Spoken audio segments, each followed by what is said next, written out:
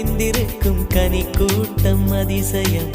வண்ணத்து பூச்சி உடம்பில் ஓவியங்கள் அதிசயம். துளை செல்லும் காற்று மெல்லிசையாதல் அதிசயம். குருநாதர் இல்லாத குயில் பாட்டு அதிசயம்.